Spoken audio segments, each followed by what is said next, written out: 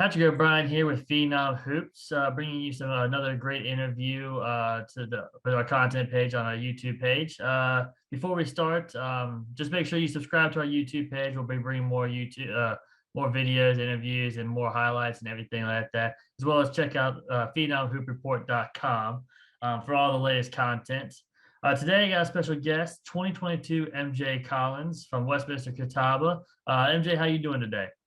I'm doing good. How about you? I can't complain. Getting ready for the high school season. I know you are as well. But I wanted to start off with you. I know you had a fantastic summer. You always had social media buzzing around about your performances and everything. But overall, how do you think your summer went for you? It went very well. Coming in as an unknown player, and then a few months racking up 18 offers. It was a big blow up for me and a great accomplishment. So, Team Curry, we didn't end well in the UA finals, but overall, I believe I had a pretty great summer. Now you mentioned Team Curry there. That was a big platform for you, obviously playing on the big stage. How do you think that helped you just overall, whether it's your game as well as just earning the exposure and playing with those, elite level guys as well? Because I know you had several big performances on big stages. So yeah, I know you were a hot topic with many college coaches as well as all, your fans and everything. But how did that summer with Team Curry help you overall? Uh, I say recruitment wise, it helped me because a lot of the coaches that were reaching out to me during my high school season was hesitant to offer because they wanted to see me against better competition. So, once I was able to show them that I was the same player, no matter the stage, that really helped me a lot and boosted my recruitment. And I say player development wise, it helped me reach a new level on seeing what all talent is out here in the world, not just in the North Carolina and South Carolina state. So, that really helped me a lot to kind of judge myself on where I am with other recruits around the nation. What was kind of your focus or mentality going into the summer of maybe what you wanted to get out of it, what you wanted to show more, or maybe just even prepare more for either the future at the college level or even the high school season, just kind of preparing yourself for the next adventure for you. Uh, Going into the summer, it was more of uh, I say showing people who I really was. I was a sleeper, like I said. So, coming out and just trying to be consistent. So, coaches love the college coaches was very high on being consistent. So, that's what I would try to do because I knew the cameras was on, whether the coaches were in the stands or they was watching on Zoom. So, that was my approach going into every game during the summer was showing consistency and being able to show that I'm the same guy every night. Now, I have to ask you your story because I think it's an unbelievable story that you kind of have with it, just from like you said, being kind of that sleeper kind of guy to now, being the high major commitment and everything like that. But when I first was able to watch you over at Northside, to from where you are today, I've seen your game progress. It's like almost a couple of new chapters from when you started to where you are today there. Just talk a little bit about kind of your story, your progress, what it all kind of took. Because I don't think players always understand, some other players' success and what it actually takes to get to where you are today. I say so. Northside, I had zero offers. The summer going into my junior year, I picked up my first offer that summer from Presbyterian, and then kind of I was getting a lot of buzz because I was with the right Coach Eric and Coach Addy. So they was promoting me a lot, and they believed in me. So that confidence kind of stayed with me during the year, and then I picked up my second offer after we played Northside in the Elite Eight for Murray State. And then, the buzz, it just continued to pick up. And then AAU, my first tournament at AAU, I didn't do that well. Then the second tournament was in Lake Point, and I blew up. Like it was crazy. I think I was averaging like 20 that tournament. And then that next week my phone just started buzzing. Offers was coming in left and right. Then I think we went to Tennessee, Gatlinburg, and then that's really when everything started coming in. So that's pretty much how my recruitment went. And then you know that's where I am with it today. When you look back at it, what was that moment like when you started, when your recruitment just hit another level? I mean, what was your excitement or your thoughts or anything like that? I was like, man, it's a dream come true, because I honestly thought it was too late. You would get doubts in your head, like, are you really a Division I player? Because nobody's really calling your phone, but the work, staying with the work, and being around people who really trust you and believe in you is very important. When you're going through times like that, so they can instill in you and keep you motivated to saying that you can make it. Now you're committed. You made your, and everything like that. That's now behind you and everything. But I wanted to ask you, kind of what, never really got to ask you what all kind of went into your decision and what made the place, call that you wanted to call home and everything like that, and the relationship that with the staff that you've been able to make there. So um Virginia Tech, they had reached out to me early, well, I say mid-season during Westminster last year. So, me and Coach Frazier, we was talking a long time, and he was watching some of my playoff games. And then after Lake Point, when I blew up the second tournament, he was sitting back watching, and he kept saying, "I got to get Coach Young in front of the screen. I got to get Coach Young in front of the screen." So he had texted me. He had texted me one night. It was me and Coach Young in a group message. So I was figuring, okay, they finna offer me. So he was like, "Coach Young want to see a little bit more." And then I think he was trying to, kind of hide me a little bit from all the other high major programs.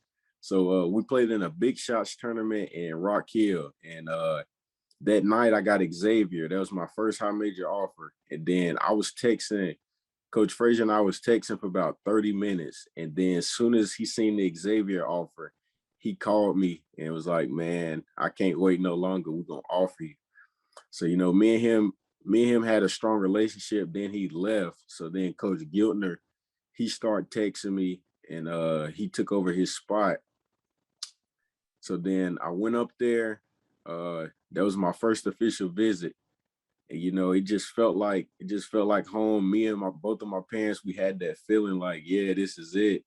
So, I gained more offers, but I took those visits, but none of it felt the same as Virginia Tech. And watching the playing style, how Coach Young loves shooters and how he operates, that just that just felt like home for me and my family. So that's where we that's the decision that we went with. What y'all's kind of relationship nowadays? After your commitment, they know that you're coming to the future with them. What do y'all kind of talk about now? Does he help you with your game? Anything else in life or in basketball, anything like that? We talk a lot. He actually coming to see me during school on Thursday. Um, so we basically talk about what are we looking for when I come up there. He's telling me a lot about to be on the court as a freshman. They really looking for the guards to be able to take care of the ball and defend. So that's really where my minutes gonna come in at. You know, he tells me, try to get some of the South Carolina or North Carolina guys that they recruiting hard. Try to go ahead and try to get them to come in and commit, because I'm the first commit there, so I'm really the recruiting string right now. So that's pretty much it right now. I'm just excited. We all excited, for what's gonna come next year. I see the smile on your face, and I got to ask you, what's your excitement about knowing that you're going to be playing in the ACC? You know, you've been around it for so long around this area. What's your excitement now that you know your dream's going to be playing at the ACC? Man, I was so excited. You know, it was gonna be down to Virginia Tech and Clemson because I told my dad and my goals were to play in the ACC, and I done fulfilled that dream. So I'm very excited to be able to accomplish it. Now, you know, your commitment's behind you. I know, and when honestly, when I was talking to your telling people there, you during the open gym, I was like, you look like a man on a mission now for this year at Westminster Catawba there. So I wanted to get your thoughts on this year's team and kind of get your what's kind of your focus now with this high school season. My focus is, to become a better leader. We got some young guys coming up, and they're gonna be watching me. Um, so I'm trying to take pressure off our coaches, and kind of take some of the pressure, put some of the pressure on me, and lead the young guys so they can. So when we leave, that they follow the right footsteps so that they can lead while we gone. It's about the ring this year, trying to go out with a bang. I believe with the backcourt that we have in Derek and Will, that we should be able to run with any team this year.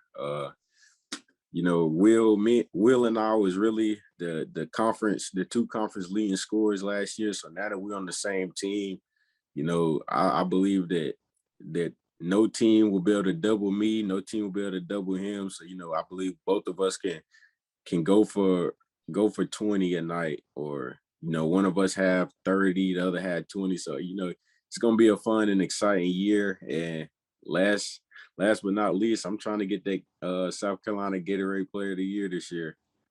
Man, you look like it there. You were looking to get those Player of the Year honors there for sure. From what I saw, you really like seem to embrace that kind of leadership role. I mean, you're helping with the young guys. You know, you're taking accountability, but you're also teaching. From what I saw, Mhm. and also you're embracing some of your new guys and everything like that. How do you kind of take all that in and I know that you're carrying kind of the weight um, for your team on your shoulders that, in your opinion, there that you know carrying that weight and trying to get that ring, trying to get that player of the year and everything like that. How do you kind of take that all in and just embrace it and put it on the court there?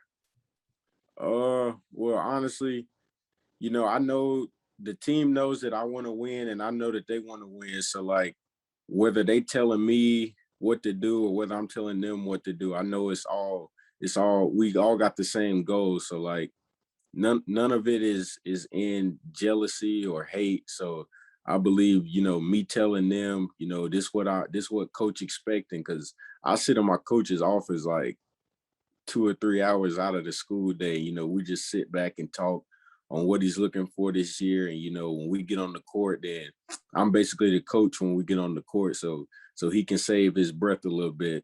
So that's really what I'm trying to do this year. Help the young guys. That's really what it's about this year, and let them learn under me while I'm here. Now, I know my last question was I know, they're going to depend on you big time as being that senior leader this year. And obviously, you're more than willing to take that on there. But what has it meant to you and how has it helped you, that coaching staff there over there? How have they just helped you just prepare, whether it's for life, basketball, on and off the court or anything like that? Just the relationship that you've been able to build with that program while you're there in high school. It's a trust thing with them. I know that I can trust them on the court and off the court, and I know that they got my back, and they know that I have their back. So whatever they tell me to do, I'm willing to do it because I know the bond that we've built. Coach E and Coach Addy, they were at Gaston Day with me my freshman year, so I've known them for quite a long time. So just that bond and me knowing that they have nothing but good intentions for me has really built our relationship pretty strong. Well, MJ, you look fantastic while we are doing our open gym tour. I'm expecting, like I told you there, expecting some big things, and you look like I told some people, I said, you look like a man on a mission for this year, for what you got there. So, congrats on everything, and congrats on the commitment to Virginia Tech as well. I know you've worked hard for it and everything like that there. So, congrats on everything. We look for a special season for you. Obviously, you want the one that's at the end holding that championship trophy and everything for sure. Yes, sir. I Yeah. appreciate it. All right, MJ. Congrats on everything. And if you want to check out some more content, make sure you subscribe to the Phenom Hoops YouTube page. All right. Thank you.